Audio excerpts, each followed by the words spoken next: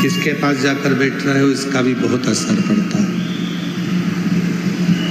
किसकी बातों का स्मरण कर रहे हो ये भी बहुत फर्क पड़ता है। किसके नजदीक में बैठे हो उसका भी बहुत फर्क पड़ता है। आपने देखा होगा मेरे देवाधिदेव महादेव के सामने नंदी है और नंदी के सामने देवाधिदेव महादेव है।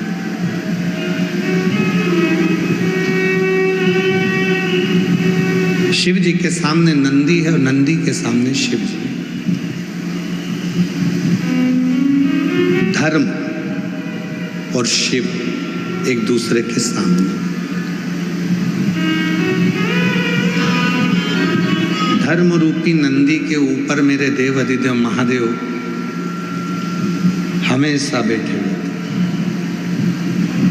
सम्मुख में धर्म रूपी नंदी है और उनके सामने शिव शंकर।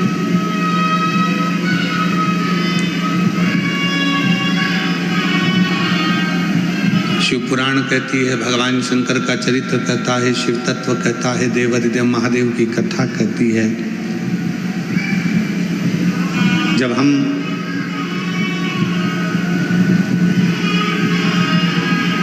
अच्छा विचार रखकर, अच्छी सोच रखकर, अच्छा भाव रखकर जब हम किसी कार्य में जाते हैं तो निश्चित है कि वो कार्य हमारा सफल होता है।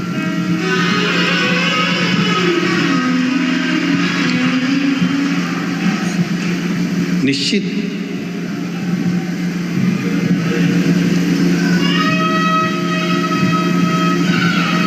आप जितनी भी संख्या में आए हो, लाखों की भीड़ है आज।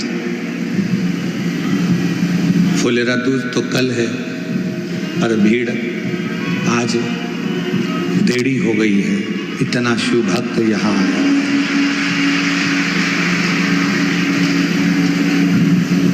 अच्छा भाव लेकर आए हो तो अच्छा मिलेगा, शुद्ध भाव लेकर आए हो तो शुद्ध मिलेगा, श्रेष्ठ भाव लेकर यहाँ पहुंचे हो तो श्रेष्ठता मिलेगी। एक सुंदर कथा है बरहा पुराण की। भगवान बरहा का दर्शन आप लोगों ने किया होगा। आप सबने भगवान बरहा का दर्शन करा।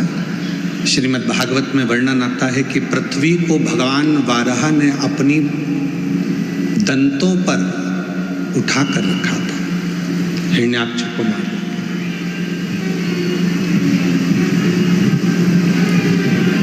बोल वराह भगवान की।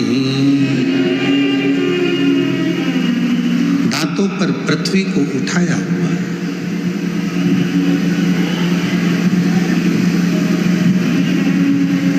पृथ्वी पर सृष्टि की रचना है और वो पूरी सृष्टि को दांतों पर उठाया। आप सबके स्मरण में वराह पुराण की ये कथा रहना चाहिए। हिरण्याक्ष अंधकासुर का पिता, वो हिरण्याक्ष जिसने पूरी पृथ्वी को जलमग्न कर दिया था।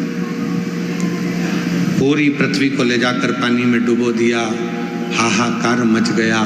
सारे देवता परेशान हो गए। सारे देवता परेशान।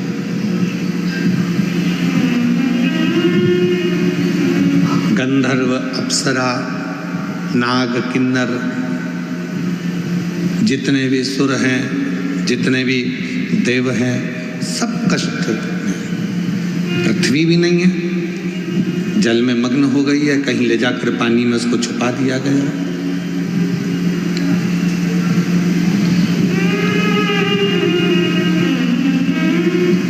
पुकारा देवताओं ने, गंधर्वों ने, अप्सरा ने, नागों ने, सबने भगवान नारायण को पुकारा। भगवान नारायण ने ब्रह्मा जी को बुलाया। ब्रह्मदेव, क्या बात है, इतना हाहाकार क्यों मचा हुआ है? तो कहा पूरी पृथ्वी पानी में डूब गई है और सारे जितने लोक हैं उन सारे लोक पर हिरण्याक्ष ने कब्जा कर लिया।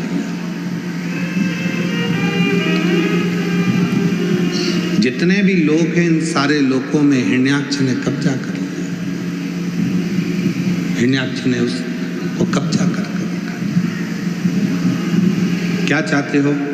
तो कहा ये पूरी पृथ्वी को कोई निकाल कर लेकर आ जा। पृथ्वी निकाल के लाना है? हाँ। भगवान विष्णु बोले कि वो हिरण्याक्ष ने तो बहुत सारा वर प्राप्त करा है और उस वर को प्राप्त करने के बाद तो इसको मारने के लिए तो मुझे वराह बनना पड़ेगा। इसको मारने के लिए तो मुझे वराह उतार लेना पड़ेगा। तो प्रभु लीजिए और वराह अवतार लेकर इस हिरण्याक्ष का वध कर दो। अब यहाँ तक की कथा तो आपने और हमने सबने सुनी है, पर एक कथा बड़ी सुंदर इसमें आती है, बड़ी सुंदर कथा। हिरण्याक्ष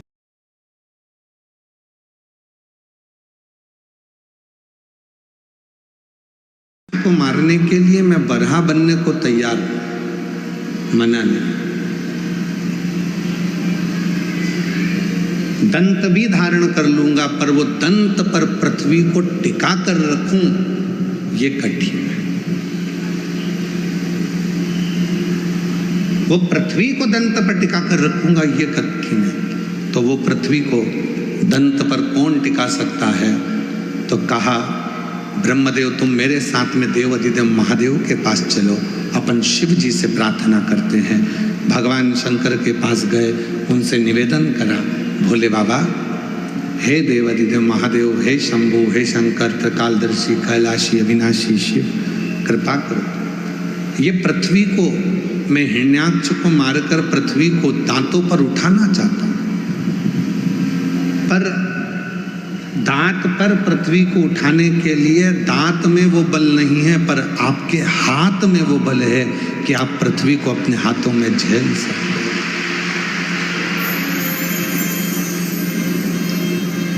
शिवजी ने पूछा क्या चाहते हो? आपके हाथ मेरे दांत बन जाए, बस इतना चाहता हूं।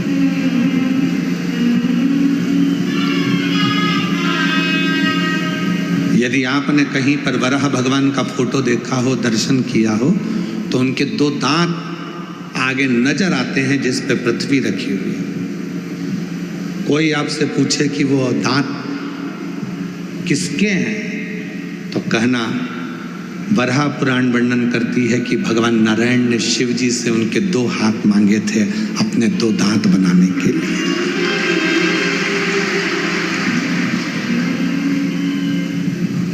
भगवान शंकर ने अपने दो हाथ दो दांत बनाने के लिए दिए और उन दो हाथों पर मेरे देव अधिदेव महादेव ने दांत बनकर पृथ्वी को अपने हाथों में उठाकर रखा, उस पृथ्वी का संचार करने के लिए।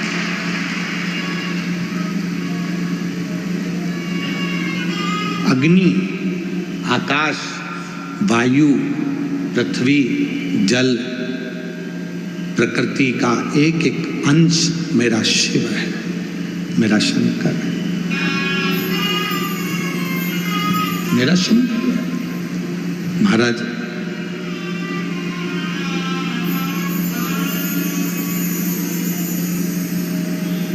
ऐसी कोई दुनिया में कथा नहीं है जिस कथा की शुरुआत शिव से नहीं।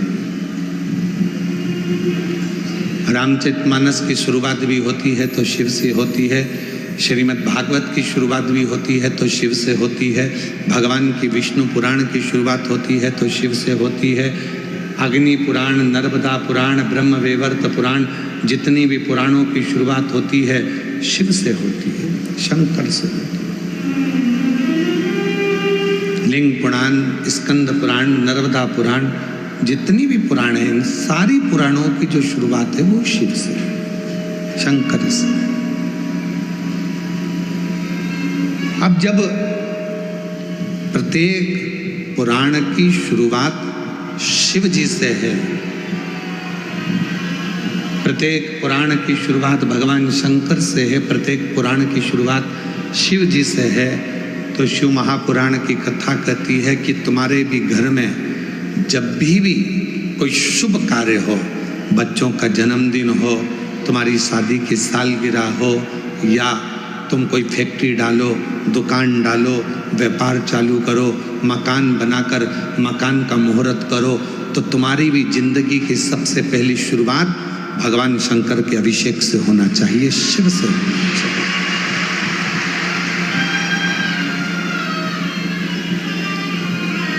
भगवान देवाधिदेव महादेव के अभिषेक से, भगवान शंकर के पूजन से होना चाहिए, शिव से।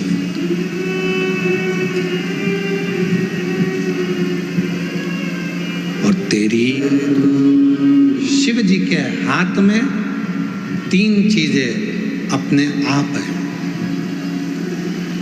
एक मेहनत का फल, एक मुसीबत का हल, और एक आने वाला कल शिव के हाथ में रहता है।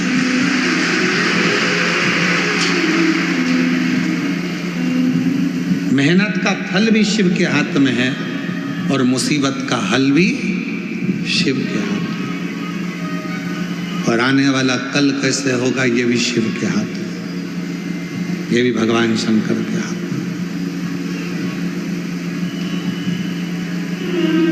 जिसको अपना कल सुधारना है उसको अपने हाथों से आज से ही 1 लोटा जल चढ़ाना चालू कर देना चाहिए, तो कल सुधारना प्रारंभ होगा। जिसको अपनी समस्या सुधारना है तो 1 लोटा जल चढ़ाना प्रारंभ कर देना चाहिए, तो सारी समस्या का हल 1 लोटा। जिसको अपनी मेहनत का फल चाहिए, शिव को 1 लोटा जल चढ़ाना प्रारंभ कर देना चाहिए, उसको मेहनत का फल मिलना प्रारंभ हो जाए।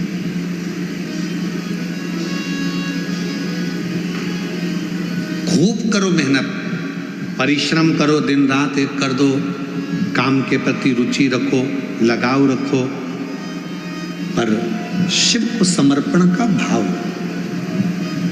3 चीजें मेरे देवाधिदेव महादेव के पास में, फिर से बोलो, मेहनत का फल, समस्या का हल, आने वाला कल, ये शंकर के हाथों में है।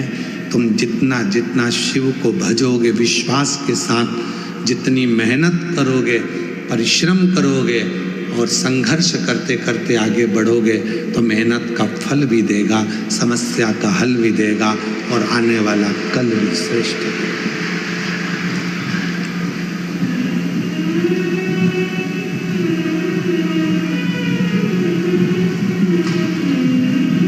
कोई लेट बनता है, कोई जल्दी बनता है, और एक दिन शिव जी को जल चढ़ाने वाला सेठ जरूर वो बने। ऐसा नहीं है कि शिव देगा नहीं, अड़भंग देने वाला, अड़भंग।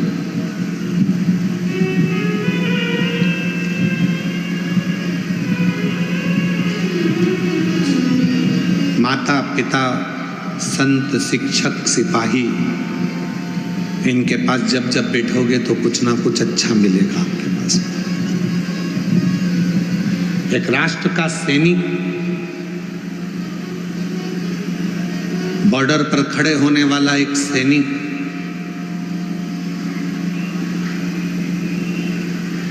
जब रिटायर होकर आपके नगर में, आपके गांव में, आपके क्षेत्र में आए, और आपके गांव में वो रिटायर फौजी तुम्हारे गांव में जो रहता है, उसके पास थोड़ा बैठना प्रारंभ करो, तो तुम्हारे अंदर राष्ट्र और तिरंगे के प्रति प्रेम जागृत होना प्रारंभ हो जाए। एक रिटायर कर्नल,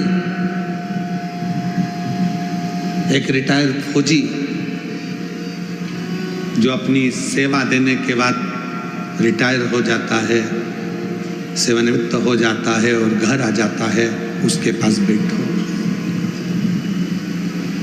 माता पिता की सर्विस चली गई, नौकरी चली गई, रिटायर हो गए, दुकान छोड़ दी, व्यापार छोड़ दिया, रिटायर हो गए, बच्चों ने काम संभाल लिया, तो बच्चों से और परिवार से निवेदन है कि वो अपने बुजुर्ग माँ बाप के पास जरूर बैठें। जितना अनुभव उनकी जिंदगी में है वो तुम्हें देंगे और तुम्हें मंजिल तक पहुंचाने का कार्य करेंगे।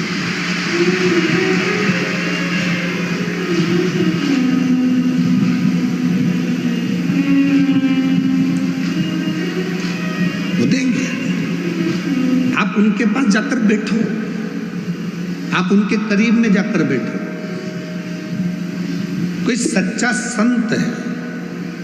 आज के जमाने में सबसे कठिन बात तो ये है कि दिखावा इतना हो गया, ओरिजिनल संत तो मिल ही नहीं पाते। कोई सच्चा संत तुमको जिंदगी में मिल जाए, कोई अच्छा गुरु तुम्हारी जिंदगी में मिल जाए, तो उसके पास थोड़ी देर जाकर बैठना, केवल वो देख ही लेगा आपको, तो ही आपका कल्याण कर देगा। आपको कुछ बोलने की जरूरत नहीं।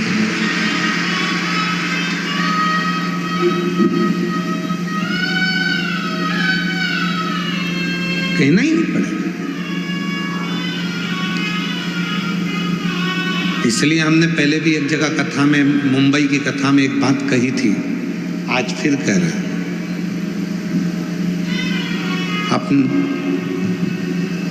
मुंबई की कथा में एक बात कही थी, वो भी थोड़ी विवाद में रही, परंतु आज हम फिर कह रहे हैं। अपने बच्चों को चिड़ियाघर और रिश्तेदारों के घर जरूर लेकर जाया करो। चिड़ियाघर जाएंगे तो जानवर को पहचान जाएंगे, और रिश्तेदारों के घर जाएंगे तो उनका व्यवहार पहचान जाएंगे।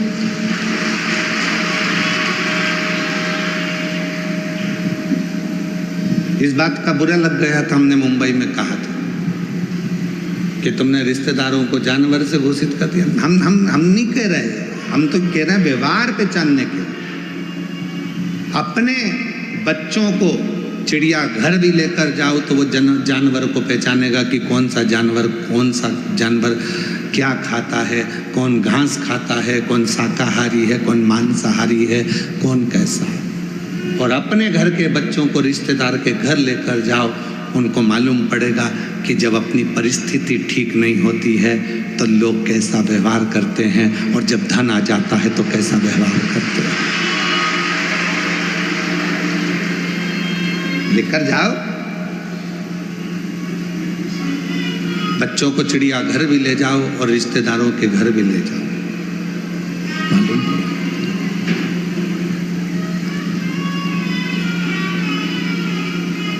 देख लिया संसार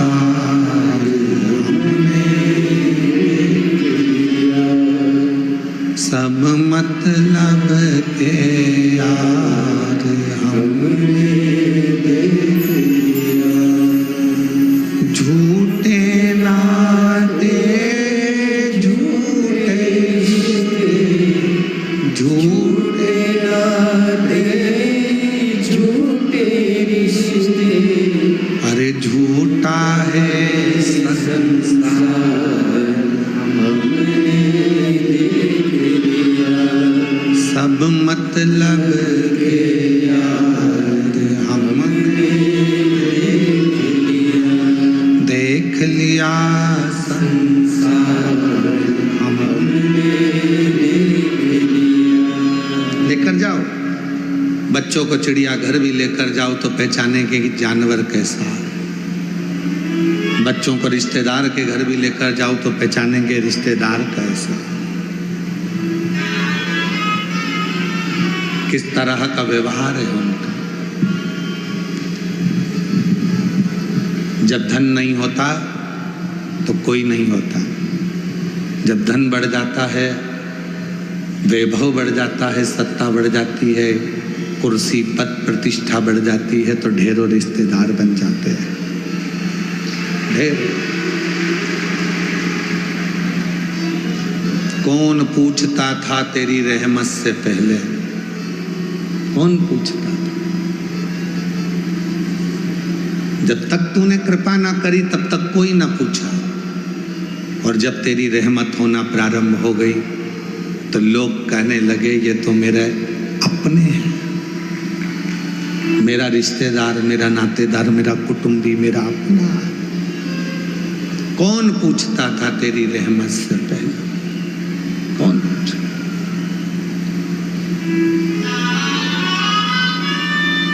कोई नहीं पूछता। इसलिए निवेदन कर रहे हैं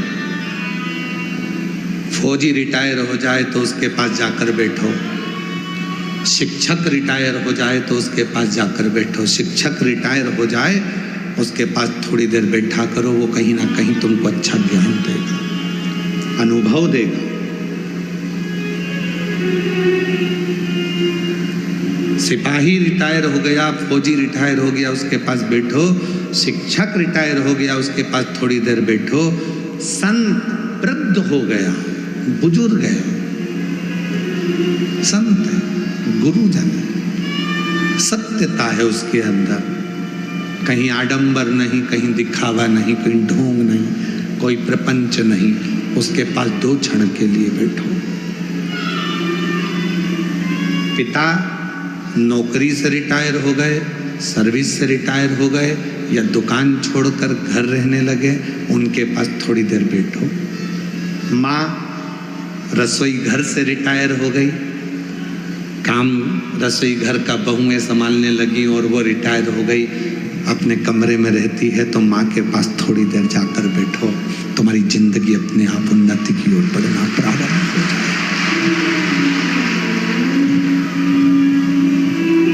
हम नहीं बैठते,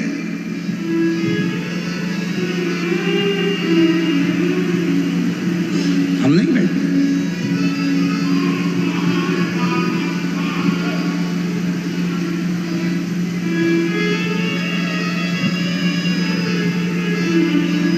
हमारा नियम है, हम और किसी का तो नहीं कह सकते, पर हमारा खुद का नियम है। रात को 2:30 बजे भी हम अगर घर आए हैं कहीं से कथा कर कर, तो हमारी माँ, हमारी माता जी सोफे पर आकर हमारे पास में बैठ जाती हैं और आधे घंटे हमारी पूरी चर्चा होती है। इसके बाद फिर जाकर भले 2:30 बजे, 3 बजे, 4 बजे, 2 बजे फिर विश्राम, फिर विश्राम। कोई बुजुर्ग संत मिल जाते हैं हमको, कोई अच्छा वृद्ध व्यक्ति मिल गया जिससे हम कुछ बहुत कुछ ग्रहण कर सकते हैं, बहुत कुछ।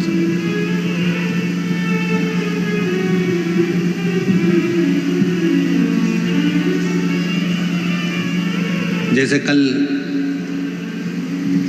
एरंडोल वाले काबरा जी कह रहे थे कि यहाँ आने के बाद में जब हम कुबरेश्वर बाबा की भूमि पर आते हैं और यहाँ का जो स्वरूप देखते हैं तो हमारे अंदर बल उत्पन्न हो जाता है, एक अलग से एनर्जी मिलती है, एक बल मिलता है।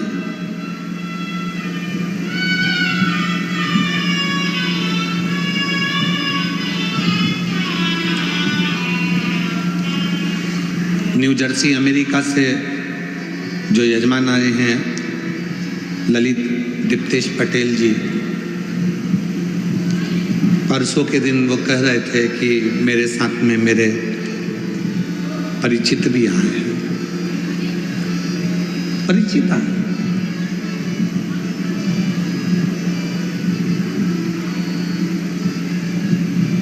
ये आपको नहीं जानते थे, ये मंदिर भी नहीं जाते थे, वो भी अमेरिका में ही रहते हैं, न्यू जर्सी नहीं जाते थे।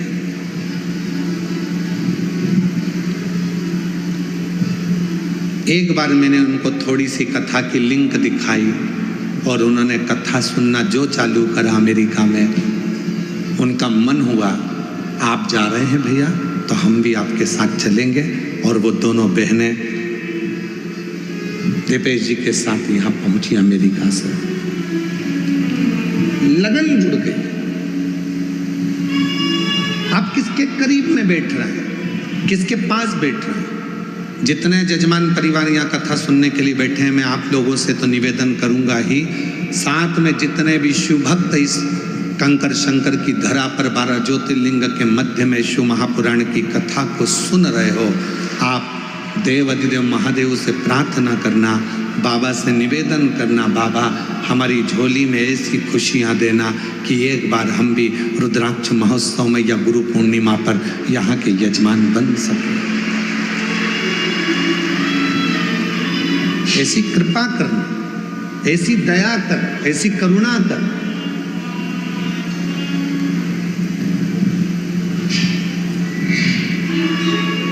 जिस भाव से आप यहाँ आए हो, भाव आपका वो देवाधिदेव महादेव पूर्ण कर। जो जैसी भावना लाया वो वैसा ही फल पाया, नहीं खाली उसे लौटाया वो मन ही मन हर्षा, और कर दिया माला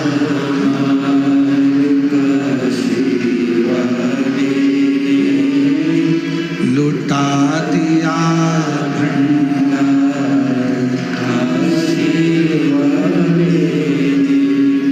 आप जिस भाव से जाते आपकी संपूर्ण भावना शिव को समर्पित है, संपूर्ण भाव।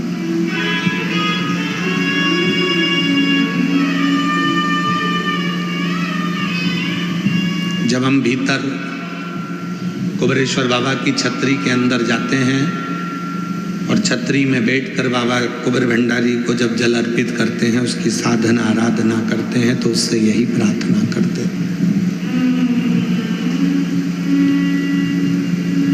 अंदर बैठकर हम कुबेर भंडारी से यही कहते हैं कि तेरे दरवाजे पर आए, तेरे, और तू इन पर इतनी कृपा करना, इतना भंडार भरना कि ये दोनों हाथों से लुटाते रहें और तू इनके ऊपर हजारों हाथों से लुटाता है।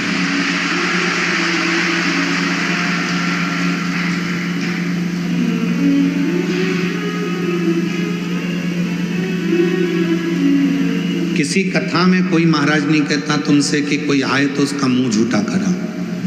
कथा में आए हो तो किसी को टॉफी खिला दो, बिस्कुट खिला दो, भोजन बना कर लाए हो, पोहा है, समोसा है, कचौड़ी है, जलेबी है, पानी पीने की बोतल हो तो पानी दो।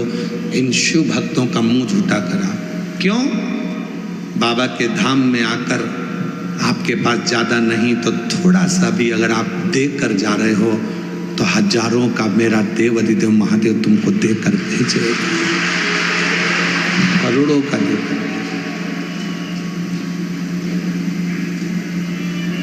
आप उसके आश्रित होकर उसका भजन करो। माता बूढ़ी हो सकती है, पिता बूढ़े हो सकते हैं, शिक्षक बूढ़े हो सकते हैं, संत बूढ़े हो सकते हैं, एक सिपाही बूढ़ा हो सकता है, पर उसका अनुभव कभी बूढ़ा नहीं हो सकता। वो हमेशा युवान की युवा, अनुभव कभी बूढ़ा नहीं होता। और वो न्यू जर्सी से, अमेरिका से जो मेरे भाई आए हैं जजमान, उनके साथ 2 महिलाएं जो आई हैं, जब एक दिन की कथा, कहाँ बैठी हैं वो दोनों माताएं?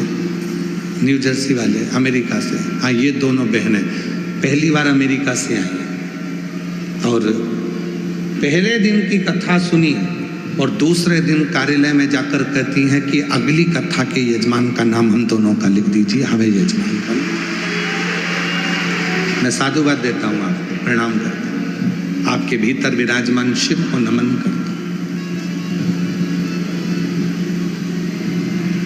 भक्ति, विश्वास,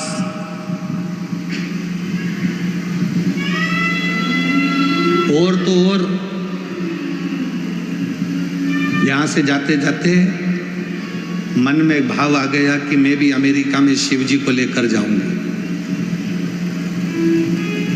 और इतना बड़ा शंकर जी का शिवलिंग ले आई, जलाधारी ले आई, नर्व ओमकारेश्वर जाके, और शंकर जी को, नंदी को भी साथ लेकर अमेरिका जा रही है कि चलो बाबा अब तुम वहां। शिव शिव है, शंकर है। भरोसा यदि पक्का है तो शिव करुणा जरूर करता, शिव कृपा जरूर करता। भरोसा यदि पक्का। एक पत्र है, अच्छा है, देखिए समझिए।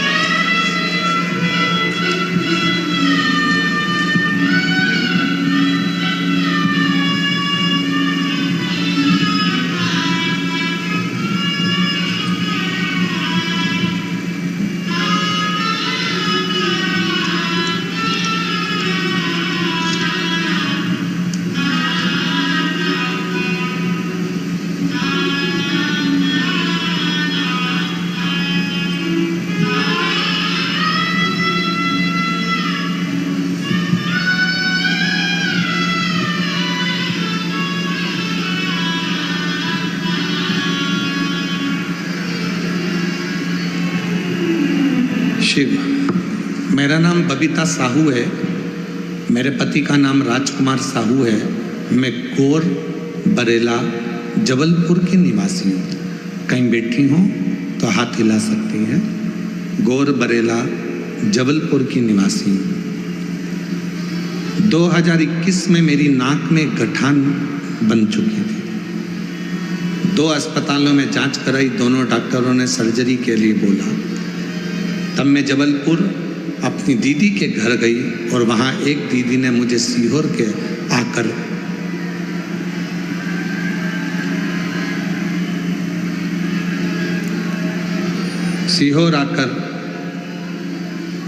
रुद्राक्ष लेने की सलाह दी और रुद्राक्ष के जल का उपाय बताया। फिर मैं सीहोर आई, बाबा की पूजा करके रुद्राक्ष प्राप्त किया। रोज रात में 1 लोटा जल रुद्राक्ष रख देती।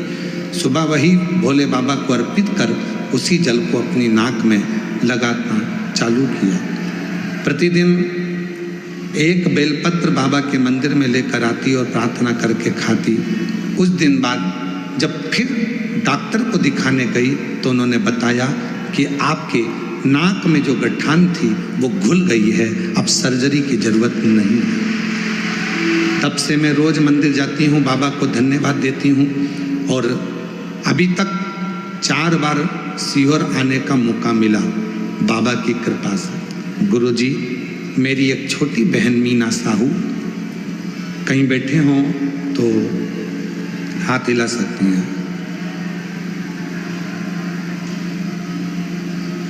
मेरी एक छोटी बहन मीना साहू, पति पीछे किसी को भेज दो, आवाज आने तक। पीछे आवाज नहीं जा रही है शायद। शंभू, मीना साहू। गुरुजी, मेरी छोटी बहन मीना साहू, पति सुशील साहू को डॉक्टर ने कैंसर की बीमारी से पीड़ित बता दिया। जनवरी 2025 से उनका इलाज चालू है। अप्रैल में कैंसर इतना ज़्यादा फैल गया कि पैर की सर्जरी करना पड़ी और एक पैर काटना पड़ा। डॉक्टर ने 1 महीने का समय दिया है, अप्रैल 2025 से, कि 1 महीने में इनकी जिंदगी समाप्त हो जाएगी। इनमें इतना वो नहीं है। मेरी बहन से मैंने कहा कि वो सीहोर वाला बाबा कहता है कि जल चढ़ाकर पियो।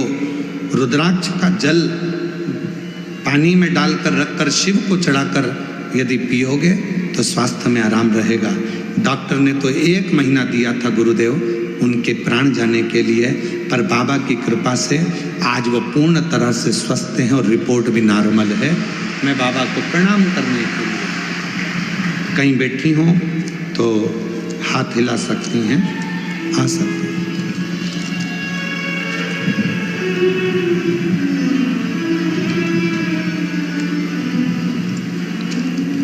शिव किसको कहते हैं? आपका विश्वास ही शिव है। पीछे आवाज नहीं जा रही है शायद, तो उसको देखवाओ, चेक करवाओ, तुरंत चालू करो पीछे के। शिव किसको कहते हैं? आपके विश्वास को शिव कहते हैं।